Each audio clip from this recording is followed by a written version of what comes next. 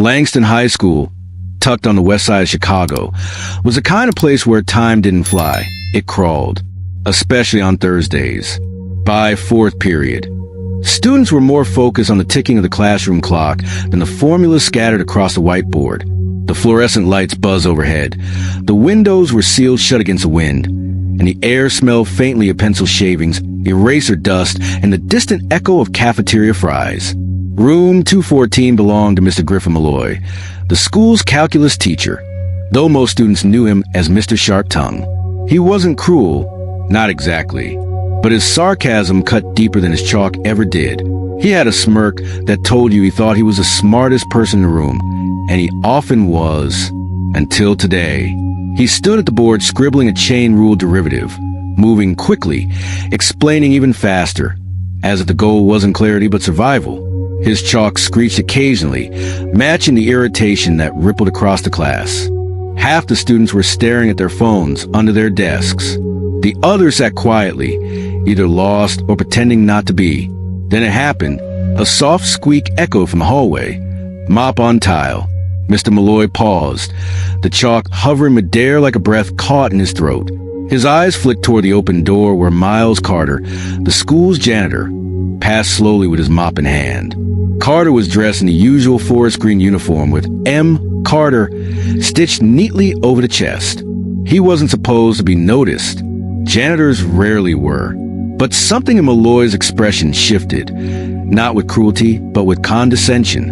And then, like the moment had written itself before he could stop it, Malloy turned to the class, tapped the chalkboard with the back of his marker, and smiled wide. Well, look who's passing by. Mr. Carter. Think you could solve this one? There it was. The joke. Laughter bubbled through the class. Not loud, but uncomfortable. The kind that made students glance at one another to see if it was okay to laugh.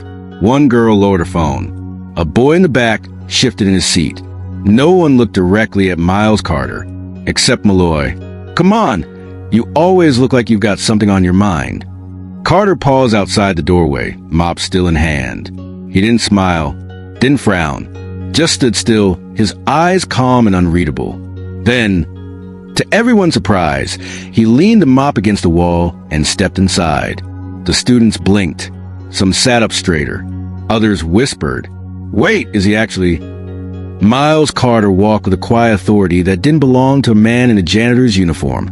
Not here, not in this room. He reached the front of the class and gestured to the board. You mind? Malloy, caught between amusement and confusion, shrugged. Be my guest. The room fell silent. No one moved. Carter picked up the chalk. He stared at the equation like a person reading a language he hadn't spoken in years, but never forgot. His fingers gripped the chalk lightly, the way an old pianist might rest their hand above ivory keys, letting instinct fill in the gaps memory couldn't. He didn't show off, didn't perform. He simply solved. This here's a chain rule problem, Carter said calmly, breaking the silence as his hand moved across the board. But the trick is spotting the inner function first. Once you see that, it breaks apart easier. Step by step, line by line, the math unfolded. Clean, logical, elegant. His voice was measured, his tone even not humble, not proud, just present. No student dared whisper now. No phones moved. Even the breathing in the room seemed quieter. Mr. Malloy crossed his arms, his jaw clenched. When Carter stepped back from the board, the room felt different. The whiteboard was full, perfect, not one error, not even a correction mark. Carter turned, handed the chalk to no one, and said, "That's one way to do it." Then, without waiting for a response, he walked toward the door, picked up his mop, and rolled it back in his palm. No applause, no smirk, just silence. The kind that isn't empty, but full of stunned realization, full of the weight of being wrong, full of the joke that had just flipped on itself. As Carter stepped back into the hallway, someone in the front row whispered, eyes wide, "Wait, he just did all that in his head." It was Jalen Rodriguez, a senior who rarely said anything unless a grade was involved. Malloy opened his mouth, but nothing came out. Finally, he muttered, "Well, he got it right." but the tone had shifted. It wasn't sarcastic anymore. It was something closer to shaken. Carter paused at the doorway and looked back. "Spent a lot of time with numbers a long time ago," he said. "They never left." And with that, he disappeared down the hall, quietly, just like he came in, shoes squeaking, mop trailing, leaving behind a room that would never look at him the same again. And somewhere in the third row, a phone buzzed. The moment had been recorded, but what it captured wasn't just a man solving calculus. It captured the exact second a joke changed everything. The bell hadn't rung yet. Not really. Not out loud. But something had shifted. In room 214, time felt like it had been sliced in half. Before Carter picked up a marker and after, students stayed frozen in their seats, their eyes bouncing between the whiteboard filled with flawless calculus and the empty space where the janitor had stood just seconds ago. The chalk squeak still echoed in their ears like a whisper that wouldn't leave. At the front of the class, Mr. Malloy didn't speak. His mouth was slightly open, like he wanted to say something clever, something dismissive. But nothing came out. His trademark smirk had vanished. The sarcasm that normally danced off his tongue with every question had been replaced by something colder, something unfamiliar, confusion, worse, discomfort. In the third row, a girl named Carly Benson was already lowering her phone, quietly stopping recording she started midway through Carter's demonstration. She wasn't trying to make a viral video. At least, not yet. She was filming because something felt different, like she needed proof that what she saw had actually happened. Behind her, Wes Hanley, a senior with straight A's and personality as quiet as a snowstorm, stared at the board, his brow furrowed. He solved that whole thing. In his head, Wes murmured. Nobody replied, but the tension in the room thickened, the kind that makes even air feel heavy. Mr. Malloy cleared his throat, loudly. "All right, everyone," he said finally, trying to reclaim the authority in his voice. "Let's move on." But no one was moving. His words fell flat like chalk dust on tile. There was no recovering from that moment. The joke had reversed itself. The calculus teacher had become the student, and the janitor, the punchline, had become the problem solver. In the hallway, Miles Carter was already walking back toward the janitor's closet. His steps were slow, not out of fatigue, but intentional. He hadn't meant to show off. He hadn't meant to humiliate anyone, least of all the man whose paycheck likely quadrupled his own. All he wanted to do was finish mopping the third-floor hallway and get through the rest of the day. But when Griffin Malloy made that comment, pointing to him like a prop, something inside him had clicked. It wasn't anger. Not exactly. It was the look on a few of the students' faces. The one where you could tell they didn't expect much. The assumption behind the laughter. The familiarity of it all. He'd lived under that look for decades. People saw the mop and missed the man. Back in the janitor's closet, he hung his coat, took a breath, and pulled out a fresh pair of gloves. He had bathrooms to check before the lunch rush. That's what he was paid to do. He never expected anything more. But elsewhere in the building, expectation had begun to change. By the time the lunch bell rang, room 214 had been discussed in nearly every corner of Langston High. In the cafeteria line, kids were whispering about that janitor who smoked Malloy. In the teacher's lounge, Ms. Lynn, the AP physics teacher, was mid-bite into her sandwich when she asked, "You're kidding. He solved a chain rule problem perfectly?" Mr. Crane, the English teacher, nodded slowly. Didn't even pause. Didn't use notes.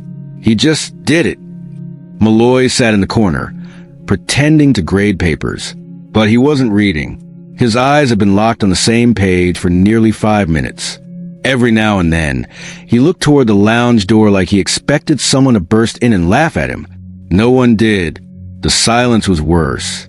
Meanwhile, on the third floor near the stairwell, a small group of students waited outside the janitor's closet. They weren't holding trash. They weren't complaining about spills. They just stood there. One of them, a 7th grader, clutching a geometry book, whispered, "Do you think he'll come out?" Carly Benson, holding her phone tight in her hand, answered, "He's probably busy. I mean, he works here, right?" Then the door creaked open. Miles Carter stepped out, holding a bucket of supplies, and paused. His eyes scanned the small group. He looked confused. Then, politely, "Can I help y'all with something?" The younger boy stepped forward nervously. "Do you tutor Mr. Carter?" There was a pause. A long one. Miles blinked. "Once. Twice. Haven't in a long time," he replied. "You should," the boy said, clutching his book tighter. "That was cool."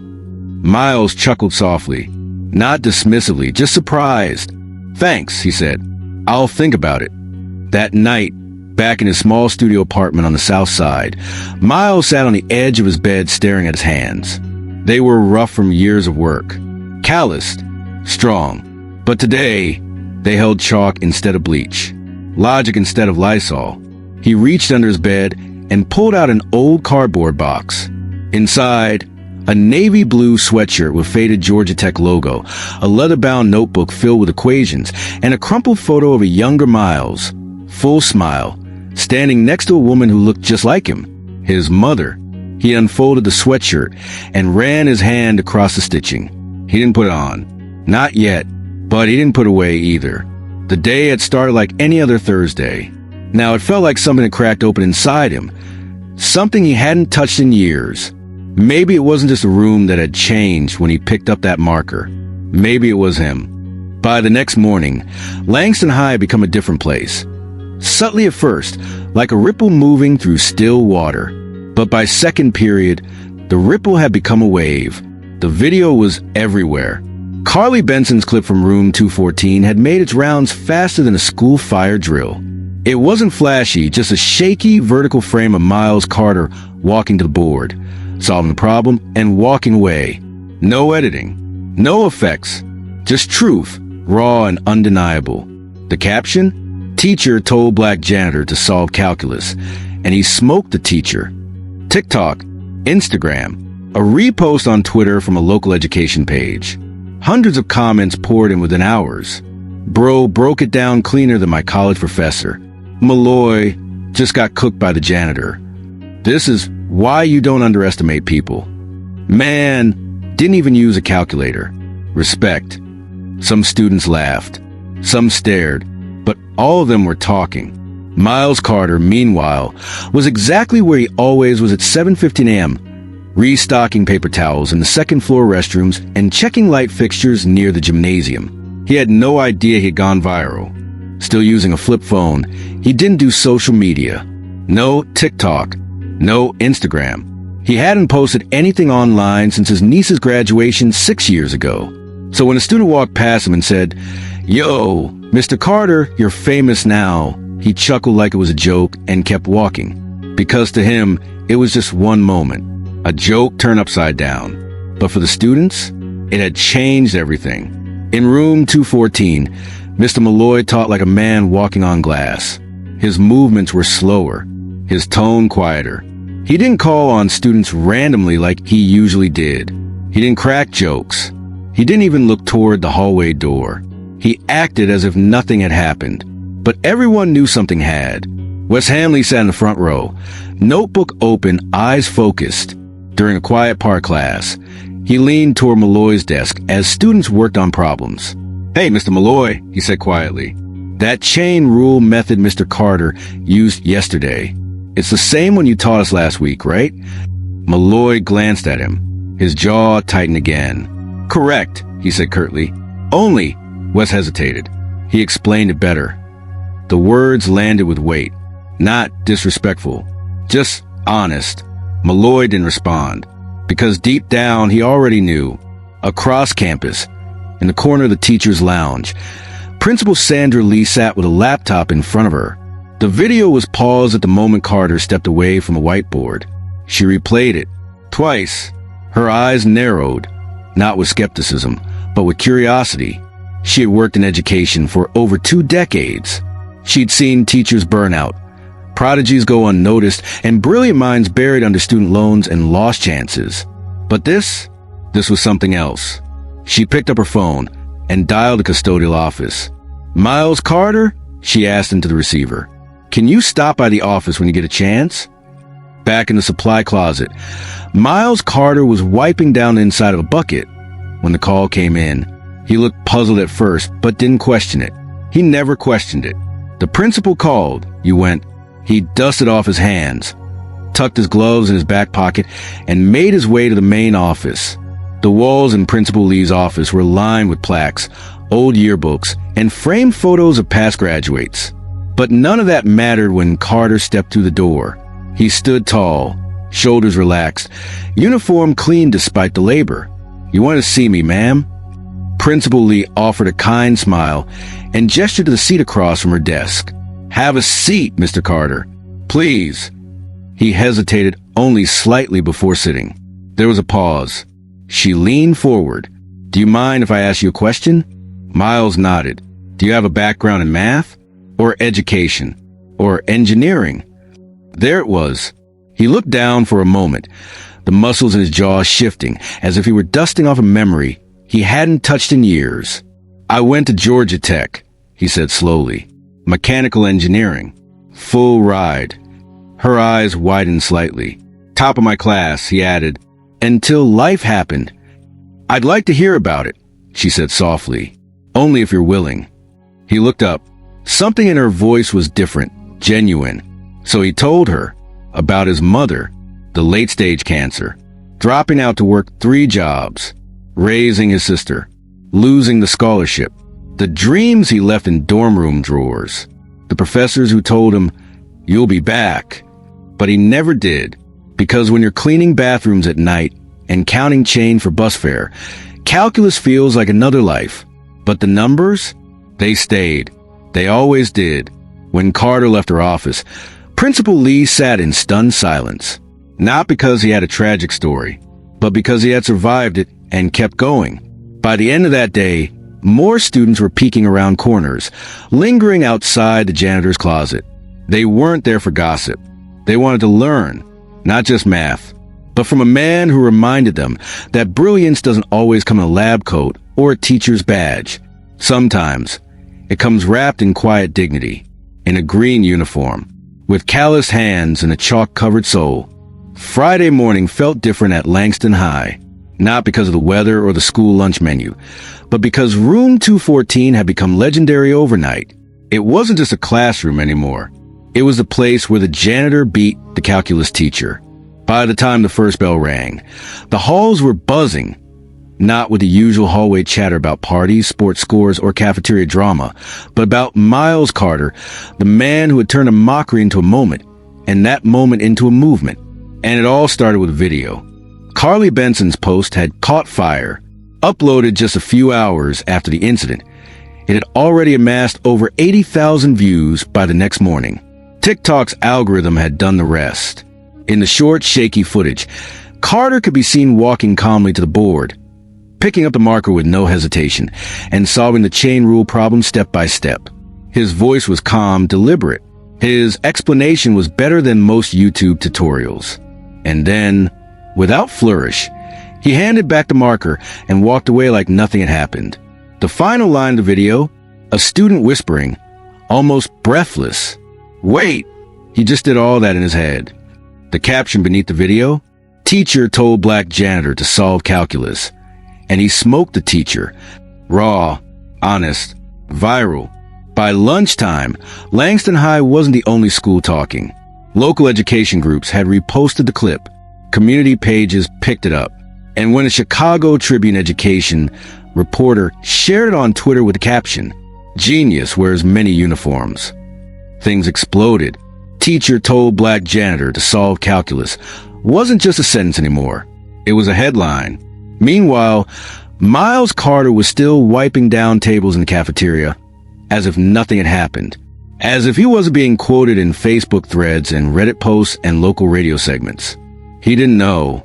He still had no clue. His flip phone didn't show notifications. It couldn't even load a website. But the stares? He noticed those.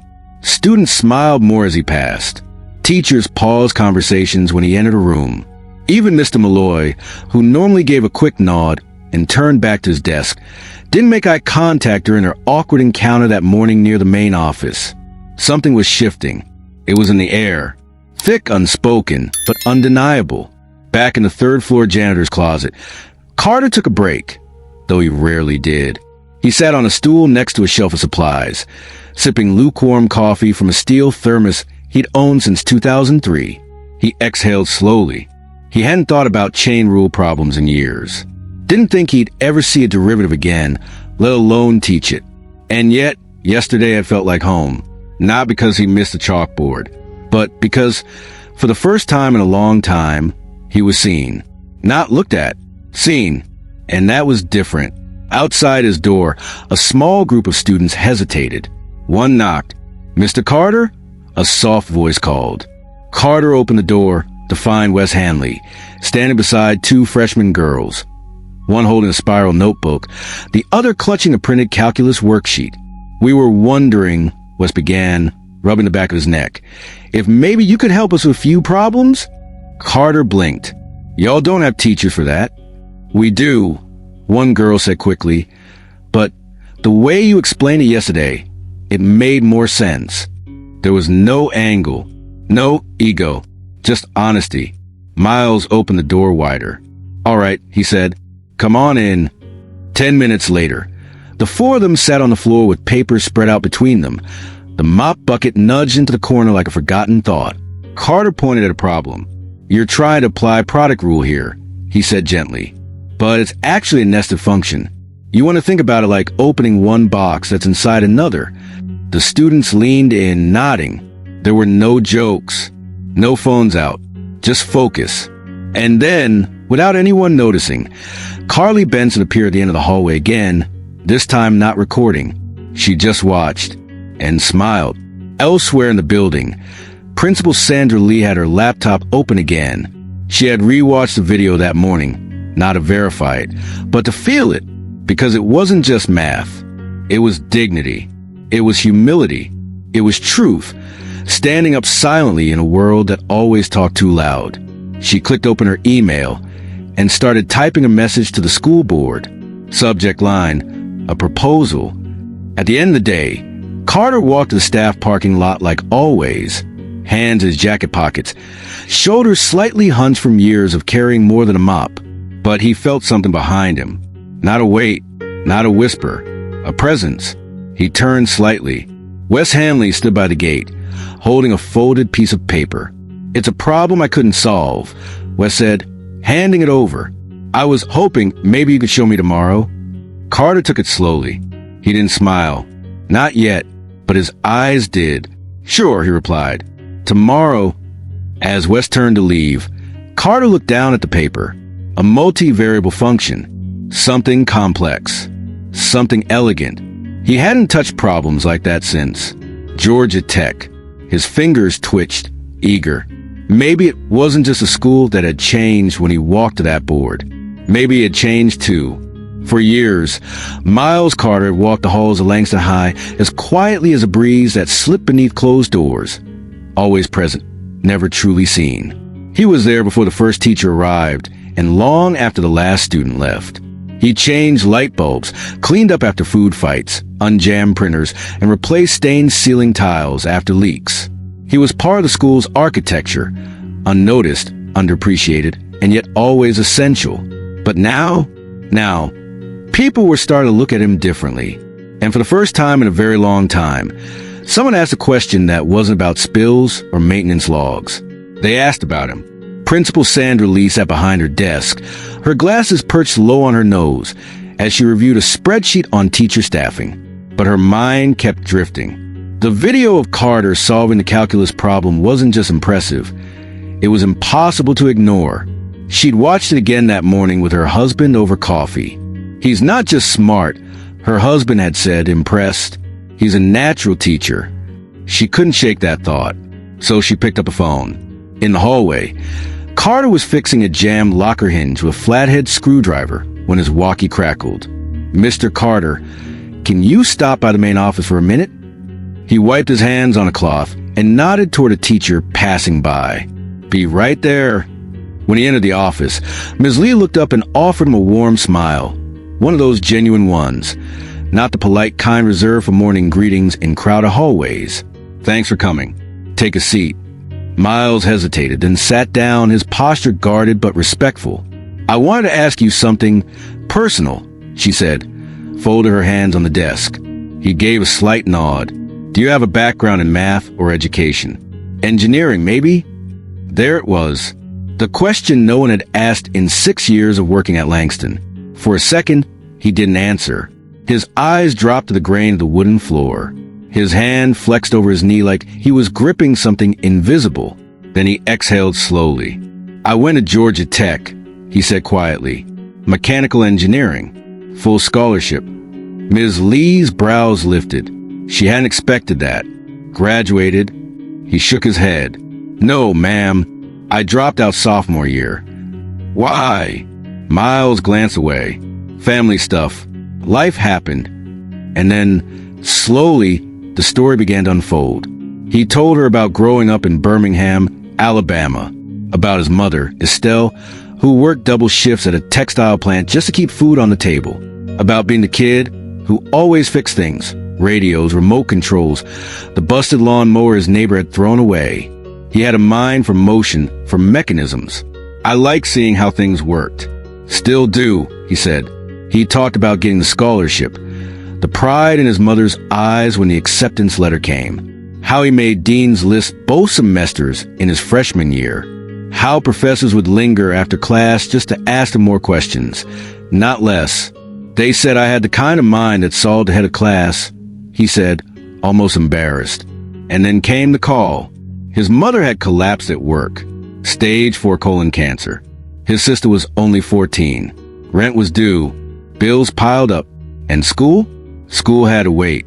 He left Atlanta with 2 duffel bags and a promise he never got to keep. "I thought I'd take 1 semester off. Maybe 2. Get things under control. Then go back." But things never settled. They unraveled. When his mother passed, the world grew colder. He floated from job to job, warehouses, grocery stores, security gigs, then custodial work. It was steady, honest, quiet, and eventually it brought him to Langston. Ms. Lee sat silently for a moment, her throat tightening. "You've never told anyone?" she finally asked. "Nobody asked," he said simply. There was no bitterness in his voice, just fact. Back in the hallway, the lunch bell rang. Carter stood to leave, but Ms. Lee stopped him. "Mr. Carter, what you did the other day, how you handled it, it meant something to a lot of people." He gave a small smile. "It was just a math problem." "No," she said. "It was a moment." That evening, back in his modest apartment, Miles pulled out a cardboard box from under his bed. Inside were fragments of a life he rarely spoke about. His Georgia Tech hoodie, faded but clean. A yellow transcript with near-perfect grades. A letter from a professor offering a recommendation to MIT. And a Polaroid photo of him and his mom on orientation day. She was beaming, holding his arm like he was already a success. He sat on the edge of his bed, holding the hoodie in his lap. "Just a math problem," he whispered to himself. But deep down, he knew better.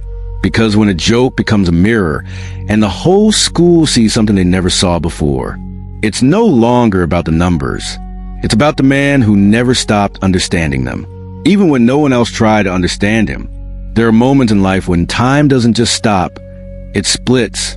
For Miles Carter, that moment came during his sophomore year at Georgia Tech, when a number on a caller ID changed everything. It was a Tuesday.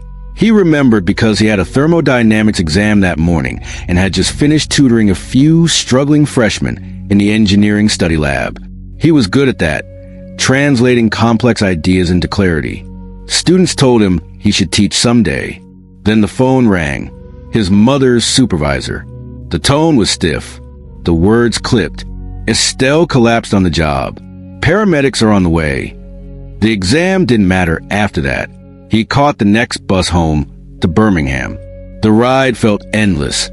3 hours of clenching his fists, rehearsing worst-case scenarios, and trying to convince himself it was a false alarm. It wasn't. When he walked into the hospital room, his mother was propped up on a thin mattress. Tubes in her arm, her skin pale under the fluorescent lights. "Hey, baby," she whispered, smiling through the pain. "You came." He did, and he wouldn't leave again. The diagnosis came that night. Stage 4 colon cancer. Terminal. Aggressive. No guarantees. The doctors talked in circles. Palliative care. Pain management. Hospice options. But all Miles heard was, "Your mother is dying." He dropped out the next day. Georgia Tech tried to be kind. His advisor said he could take a leave of absence. His calculus professor offered to hold a spot for him next semester. But Miles knew better. Bills didn't wait for dreams. Back home, he stepped into a role he didn't ask for. Caretaker, provider, protector. His little sister Naomi was 14, confused, scared, and slipping through the cracks of high school algebra and grief. So he worked. Warehouse loading docks. Graveyard shifts at a grocery store. Security guard at a factory that never seemed to close. And on weekends, he cleaned. At first, it was temporary. Then it became permanent. At night, when the house was quiet and his mother slept, her breathing shallow, her pain medications dulling the edges, Miles would sit in the kitchen with a cold cup of coffee and an old notebook from school, not because he missed equations, but because they made sense. Derivatives had rules. Life didn't. And so, calculus stayed long after everything else faded. He tried going back. Once, Naomi had started a part-time job. Their mom had a brief period of remission. He filled out the forms, printed a new application, reached out to his old advisor. But just as he was preparing to re-enroll, his mother took a turn. Within 3 weeks, she was gone, and the world grew loud with silence. No lectures, no chalkboards, just rent due and funeral costs, and a teenage sister who looked at him like he was the last stable thing in her life. So he shelved the dream. Again, in the months that followed, he packed up her things in silence. Naomi moved in with her aunt in St. Louis. Miles stayed behind. He worked.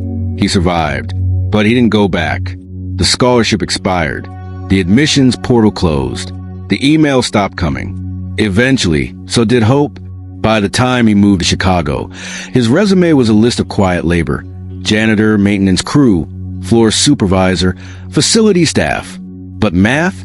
That never disappeared. Sometimes in the back of a convenience store or in the break room of a distribution center, he'd pull out a napkin and solve something from memory, just to make sure he still had it. He always did. Now, seated in his small one-bedroom apartment on a chilly Friday night, Miles held a folded piece of paper in his hands. A calculus problem. Complex. Multivariable. Given to him by Wes Hanley, the quiet senior who had waited outside the janitor's closet with hope in his eyes. Miles had promised to solve it by Monday. He hadn't touched a problem like this in years. He picked up a mechanical pencil, stared at the first expression, and smiled without realizing it.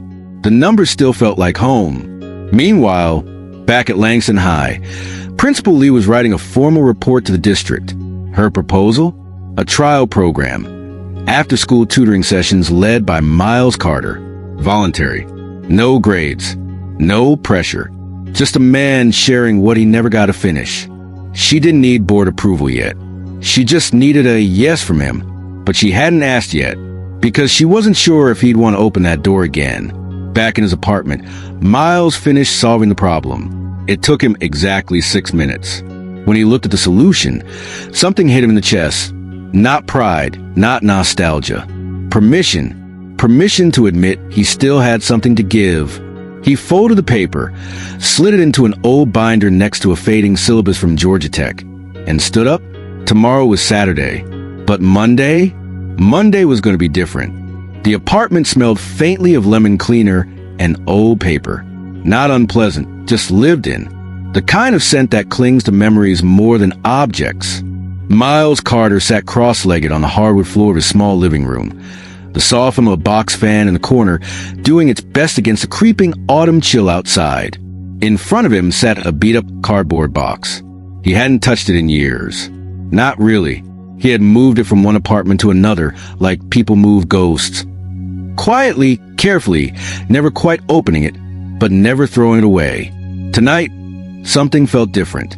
The events of the past few days had stirred something in him that he wasn't prepared for. The video, the students, Wes Hanley's calculus question. the principal's surprise, the hallway stairs, the quiet respect, and the voice inside him, the one that used to dream, was getting louder. He reached forward and peeled back the box flaps. At the top, folded neatly despite the creases of time, lay his Georgia Tech sweatshirt, navy blue, with the school's yellow insignia slightly faded but still proud. He pulled it out slowly, like unwrapping a piece of himself he'd buried for safekeeping. Beneath it sat a stack of worn notebooks, their edges frayed, corners dog-eared. His own handwriting filled every margin with dense equations, side notes, and rough sketches of mechanical designs, diagrams of pulleys, tension formulas, force vectors, and derivatives. He ran his fingers over one page where the words torque analysis, Professor Kincaid's trick were scribbled. It felt like reading a letter from an old friend. Under the notebooks sat a manila envelope sealed with a paperclip. Inside were his transcripts, high marks in differential equation, mechanical systems, and applied physics, a near-perfect GPA. And behind those, folded and slightly yellow from age, was a letter. It was from Dr. Carmichael, his freshman year advisor. Miles, I hope this finds you well. I'm holding your recommendation letter for as long as I need to. You have a mind I haven't seen in years. If you return, your spot is waiting. Don't give up. The world needs people like you. See, asterisk.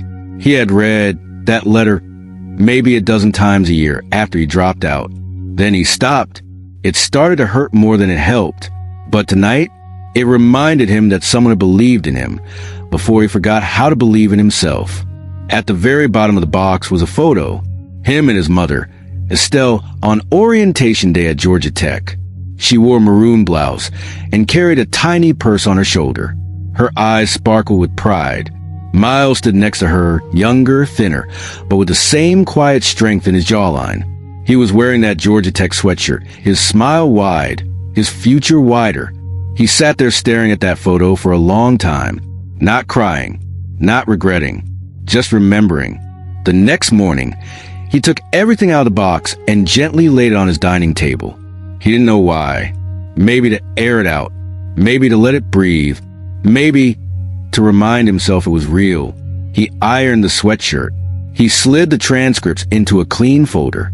He clipped the letter behind them. He placed the photo into a small frame he had lying in a drawer. It wasn't about going back.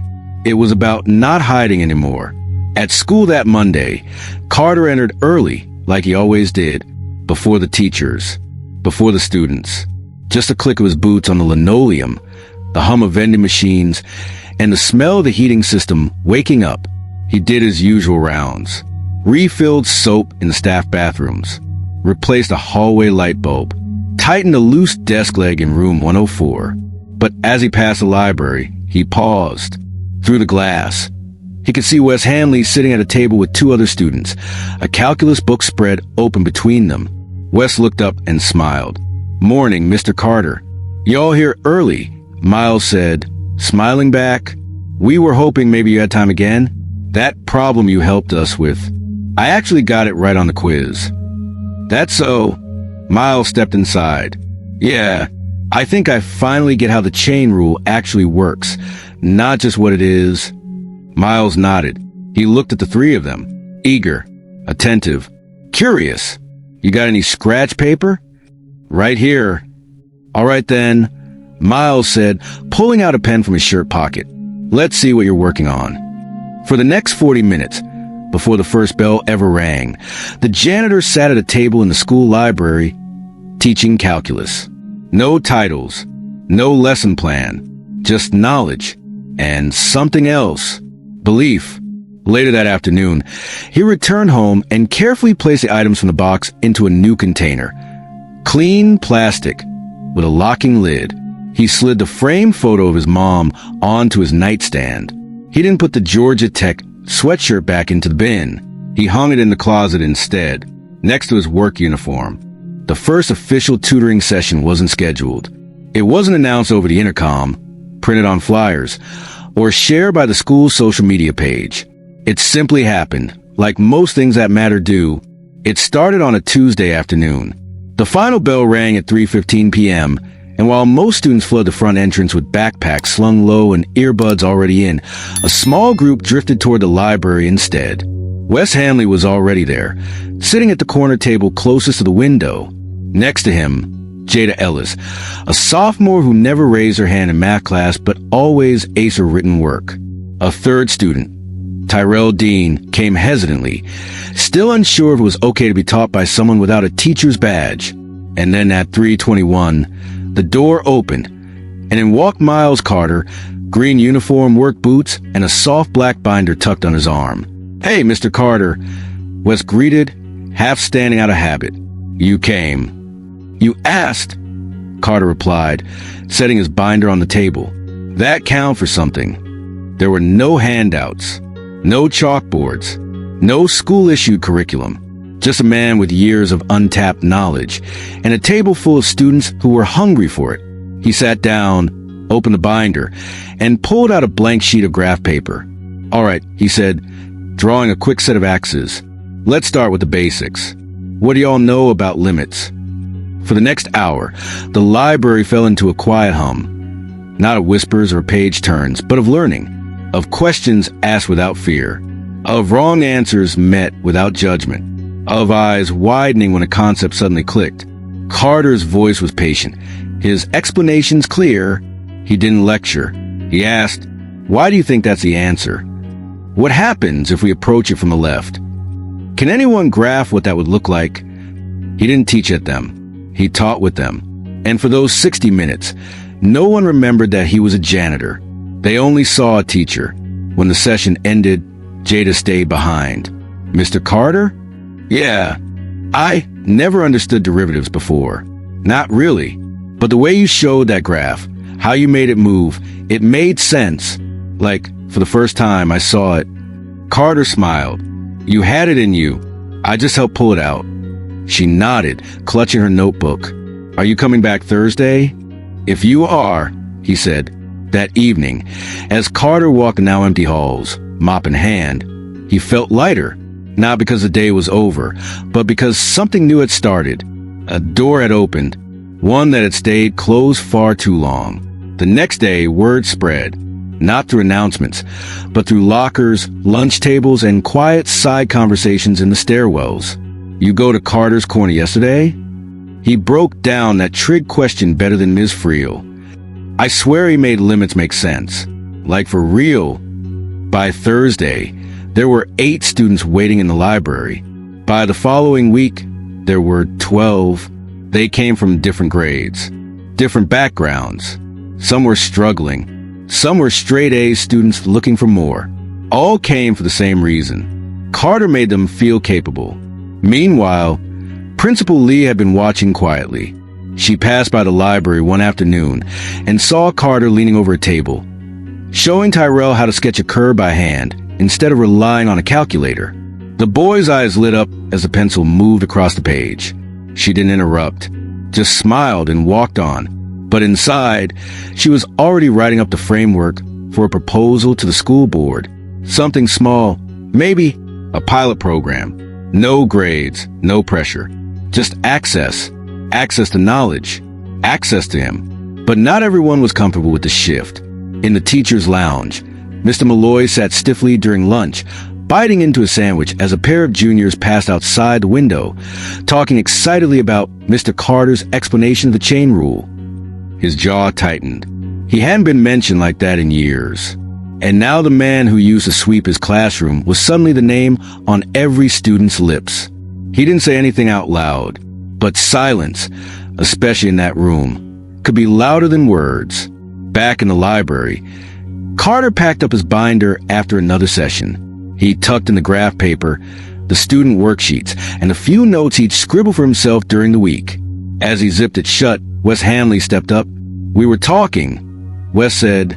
"A few of us, and we want to come every Tuesday and Thursday now, if that's cool with you." "It's more than cool," Carter replied. "Just means I gotta bring more graph paper." Wes grinned. "You're really good at this, you know." Carter paused. For a moment, it looked like he might say something humble or dismissive, but he didn't. "Yeah," he said. "I know." That night, Back at his apartment, Carter added a new item to the plastic storage bin under his bed. A blank composition notebook labeled Carter's Corner, Notes. It wasn't a syllabus. It wasn't a lesson plan. It wasn't for anyone but him. But it marked something. Something new. Something real. Something he hadn't felt in years. Purpose. It started with just 3 students. Then 8. Then 12. By the 3rd week, Carter's Corner had turned into a full-blown phenomenon. Every Tuesday and Thursday afternoon, just minutes after the final bell, the library transformed into something alive. Tables were pushed together. Notebooks opened. Pencils sharpened with nervous excitement. Some students brought snacks. Others brought textbooks they hadn't cracked open all semester. A few just came to watch, quietly, soaking up whatever confidence they could. And at the center of it all sat Miles Carter, the janitor who had become something more than a rumor, more than a whisper in the halls. He was becoming a mentor. He never raised his voice. He never demanded attention. But when he spoke, people listened. It wasn't because he had authority. It was because he had earned their respect. He explained complex functions like they were recipes. He described limits using metaphors about bridges and elevators. He drew curves not just on paper, but in minds. And somehow, in that quiet, measured way of his, he made students believe they could do what they thought was impossible. That was his secret weapon. He didn't just teach math. He taught belief. One afternoon, as Carter worked through a particularly thorny integral with Jada Ellis, a few freshmen wandered into the library looking lost. They had heard about the sessions, but weren't sure if they were allowed. Carter waved them over without hesitation. "Math doesn't care what grade you're in," he said. "Pull up a chair." And they did. They always did. By now, students had started calling it Carter's Corner, like it had always been there. Some even made a small sign for the table. Yellow square, welcome to Carter's Corner, where problems get solved, yellow square. The joke wasn't lost on anyone. It wasn't just about math problems anymore. It was about life ones too. Even teachers began to take notice. Ms. Lynn, the AP physics teacher, dropped by one day just to watch. She leaned against the doorframe, arms crossed, a half smile on her face as Carter patiently walked Tyrell Dean through a chain rule mistake. Afterward, she approached him with genuine curiosity. "You ever think about teaching for real?" she asked. Carter just gave a polite chuckle and wiped his hands on his pants. "I'm already teaching," he said. "Just don't need the title to do it." She nodded. She couldn't argue with that. In the weeks that followed, his sessions grew. Coach Rivera sent a few athletes who were close to failing algebra. Ms. Vega, the Spanish teacher, sent her niece. Even Mr. Crane, the English teacher, referred a kid who couldn't wrap his head around graphing. Each time, Carter greeted them with the same steady presence. "Let's see where you're stuck. Let's untangle this one line at a time. There's no dumb questions here." One afternoon, Principal Lee sat with a group of board members during a routine check-in. When the topic of student engagement came up, she smiled and said, "You should visit our library at 3:30 on Tuesdays." She didn't need charts. She didn't need surveys. She had Carter's Corner. That was the proof. But not everyone celebrated the change. Down the hall, in the silence of room 214, Mr. Griffin Malloy taught his class with a stiffness that hadn't always been there. The same man who used to fill chalkboards with energy, whose sarcasm once kept students alert, now lectured in low tones. He avoided eye contact. He avoided laughter. And most of all, he avoided any mention of Carter. He'd heard the students talking. He'd heard the way they compared explanations. Carter made it click. Carter helped me graph it differently. Carter's rule of 3 is easier than the textbook. And it gnawed at him, because in that one moment, when he had turned Carter into a joke, he had handed over the very power he used to carry like a shield. And now the janitor was being called a better teacher than him. Carter didn't notice, or pretended not to. He stayed in his lane, mopped the floors, replaced filters, refilled paper towel dispensers. But at 3:15, he came alive in a different way. The same hands that scrubbed cafeteria spills now sketched out polynomial identities with precision. The same man who fixed leaky faucets now fixed broken confidence with quiet wisdom. One Thursday, as students packed up from another successful session, Wes Hanley lingered behind. "Mr. Carter?" "Yeah. Why don't you teach full-time?" "I mean, for real?" Carter looked at him for a long moment, not unkindly, just thoughtfully. "I used to think I needed a degree to do that," he said. "Now, I just do what I can where I am." Wes nodded, like he understood more than he let on. "Well, just so you know," he said, slinging his backpack over his shoulder, "you're the best teacher I've ever had." Carter didn't say anything. He just nodded once and smiled. That night, back at his apartment, Carter sat at the table with his binder open. He flipped to a blank page, titled it Session Ideas, Next Week, and began scribbling. For the first time in years, his handwriting looked a little more confident. And in that quiet space, illuminated by a single desk lamp, a janitor who never finished college was doing something remarkable. He was building a classroom one table at a time. Langston High had always been a place of quiet hierarchies. Teachers had their rhythm. Students had their cliques. And the janitorial staff? They kept things running from the shadows. But ever since Carter's Corner took root, that rhythm had started to shift. Subtly, then loudly. And not everyone liked the new tempo.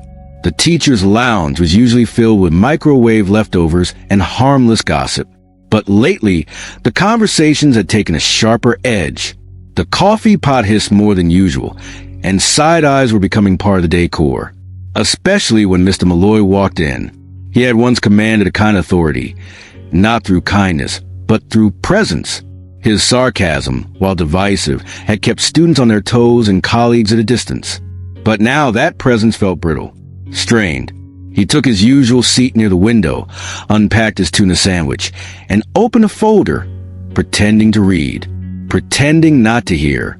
But the whispers traveled anyway. "Did you hear what Carter did with the honors kids yesterday?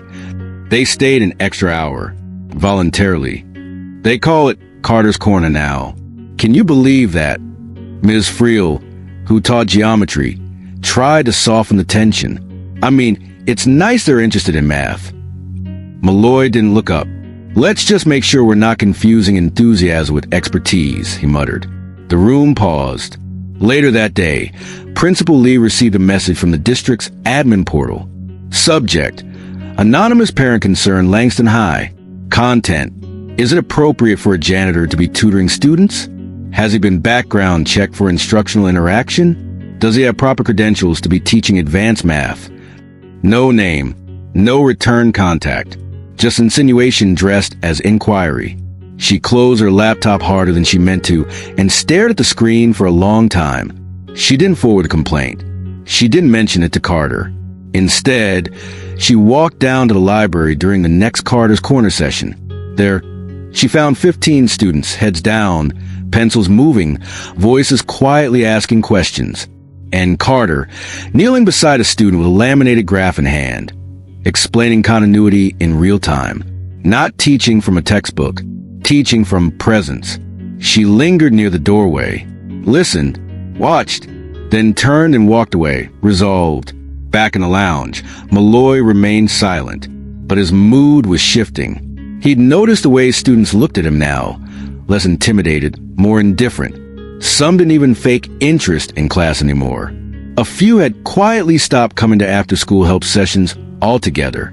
Worse, he caught wind that his own top students were quoting Carter's phrasing back to him. It's like Mr. Carter said, "The function's only undefined where the denominator hits zero." Mr. Carter said to think of derivatives like slopes in motion. Carter's trick works better than the textbook. He never showed it, not in his face, not in his tone, but inside, it stung.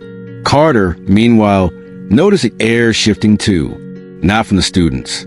They were showing up in greater numbers, bringing their friends, coming with new problems, and even staying after 4 p.m. on Fridays just to get extra help. It was the teachers. Some smiled with polite detachment now. Others avoided eye contact altogether. Only a few, Ms. Lynn, Coach Rivera, and Ms. Vega, openly supported what was happening. He didn't take it personally. He'd spent his life learning how to carry quiet disapproval, like an extra tool in his belt. But that didn't mean it didn't weigh something. After one Thursday session, Carter was erasing a whiteboard filled with examples on inverse functions when Jada lingered behind. "Mr. Carter?" she asked. "Yeah. Do you ever feel weird? I mean, doing all this when you're not technically, like, a real teacher?" Carter stopped wiping and turned slowly. "Why would I feel weird about helping someone understand something they thought they couldn't?" She shrugged. "It's just people talk.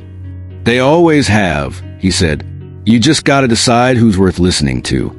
That night, as Carter walked home beneath the glow of street lamps, he thought about the day he was offered a full-time job at a flooring company back in Alabama. It was a steady offer, union pay, career track. He missed the first day of training because Naomi, his sister, had gotten in trouble at school. He showed up for family, lost the job. People told him later, "You should have chosen your future." But what they never understood was, that was his future, choosing the right thing, even when it cost him. So now, in a school where his presence was both celebrated and challenged, he didn't flinch, because the students were showing up, because the kids were learning, because what he was building mattered. He didn't need a title. He needed a table, some scratch paper, and time. And as long as the students kept showing up, so would he. But tension was building, and the next visitor to Carter's corner would surprise everyone, including him. It was a gray Thursday afternoon. Outside, the Chicago sky hung low and moody. Inside Langston High, the library buzzed quietly with the sound of pencils, flipped notebook pages, and minds at work. Carter's corner was fuller than usual. 21 students now, freshmen, juniors. A few seniors who'd never been seen in any tutoring space before were now regulars. They filled every chair around the center table and spilled into two more.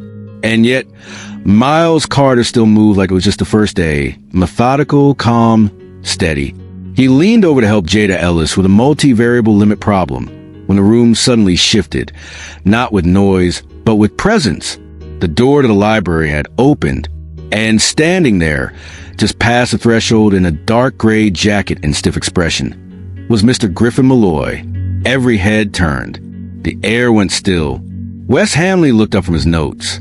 Tyrell stopped mid-equation. Jada sat up straighter. No one said anything. Not at first.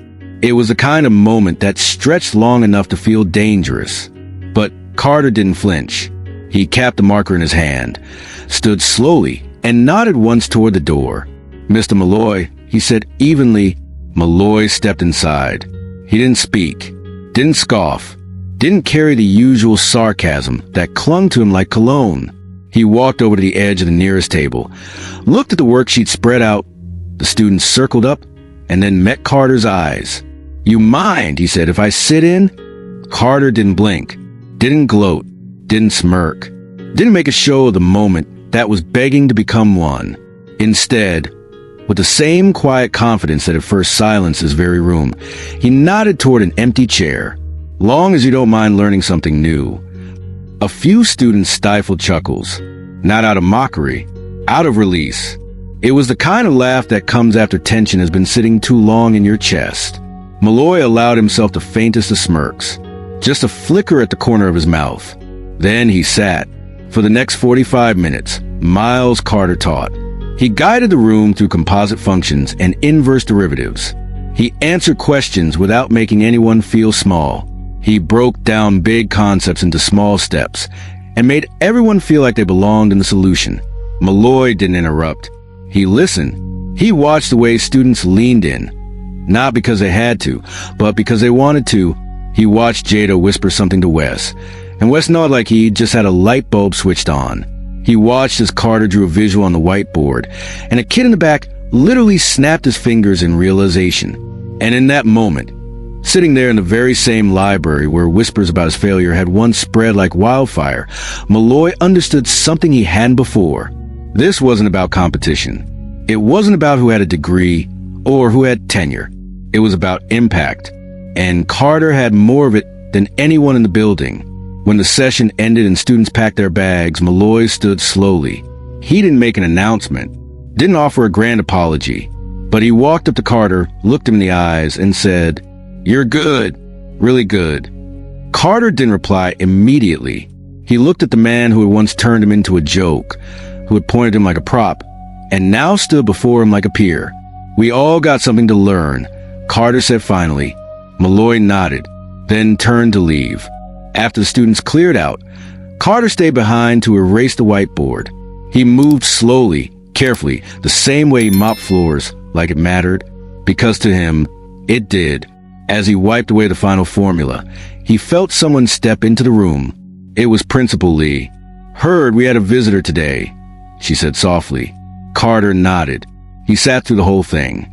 How'd it go? Better than I expected, Carter said. Worse than he feared, probably. They both laughed quietly. You know, Lee added, this place feels different these days. Lighter.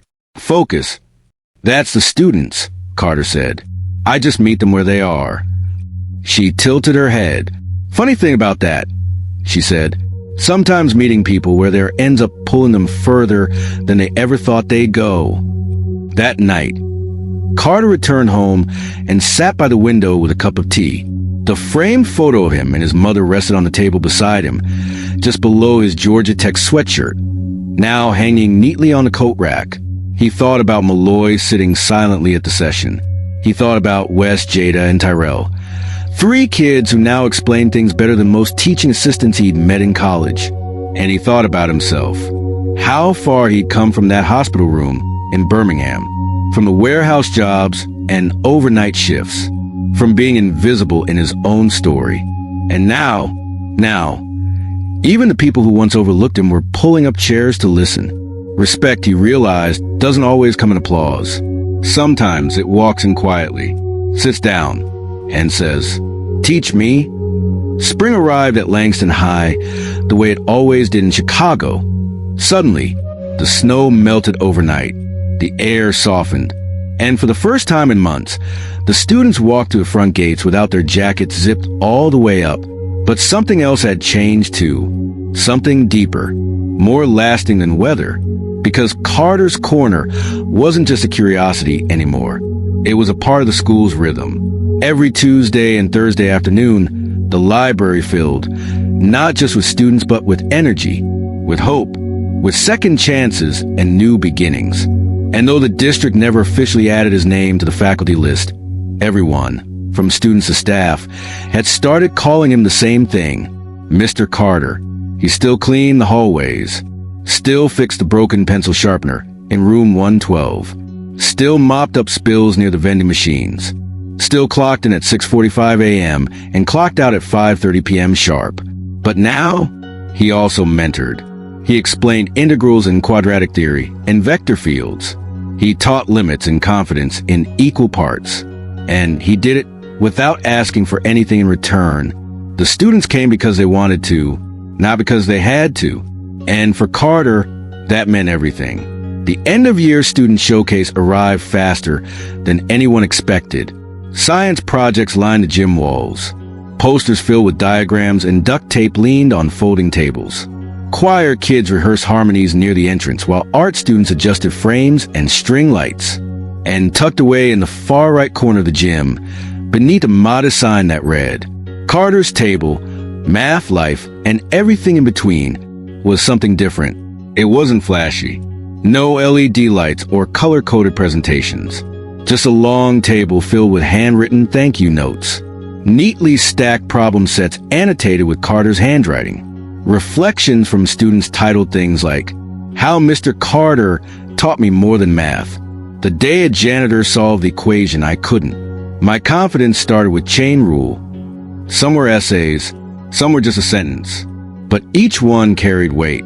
Each one was a legacy. That night, as the gym buzzed with music and conversation, Miles Carter stood behind the table.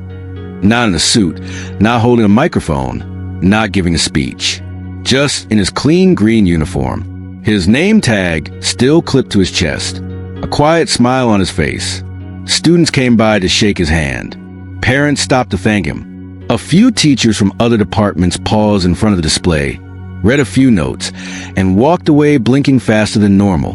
And no one, not a single person, called him the janitor. They all said the same thing. Mr. Carter. After the event ended and the gym slowly emptied, Carter helped fold tables. It was muscle memory. He didn't think about titles. He just thought about the broom left in the corner and the trash bins that needed tying. But as he turned to head out, he saw Principal Lee waiting by the door. She held a small envelope in her hand. "You did something incredible this year," she said. "I didn't do much," Carter replied. She stepped closer. "You changed the way students think about learning, about themselves, about what's possible. And honestly, you changed the way some of us see education, too." She handed him the envelope. "It's from the school board, a small stipend. A thank you, nothing major." He held the envelope carefully, like it might break. "I don't do it for that," he said. "I know," she smiled. "That's why you deserve it." That night at home, Carter sat at his kitchen table with the envelope unopened beside him. He didn't touch it right away. Instead, he opened the plastic storage bin under his bed. Inside were the same things he'd carried from place to place. His Georgia Tech sweatshirt, a notebook filled with old formulas, a recommendation letter he never used, a photo of him and his mother, smiling, hopeful, whole. But now, he added a few new things. A folder of student thank you notes, a printout of the viral TikTok, still circulating weeks later, a flyer from the showcase with Carter's table in bold red ink. He sat for a long time, staring at it all. Then he whispered to no one but the quiet, "We made it, Mama." The next day, as students passed in the halls, they didn't just say hello. They asked questions. They shared problems. They smiled. He heard one kid whisper to another, "He used to clean floors. Now he's teaching calculus." That's wild.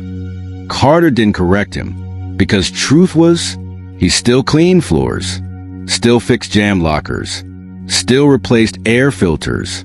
But now he also cleaned up doubt, repaired confidence, and helped kids breathe again. A few days before summer break, Wes Hamley approached him with a gift, a mechanical pencil engraved with the words, "Carter's Corner, EST 2024. Carter turned it over in his hand, then looked at Wes. "I don't even like fancy things," he said, "but this I'll keep." Wes smiled. "You're the reason I passed calculus. But more than that, you're the reason I believe I can do anything."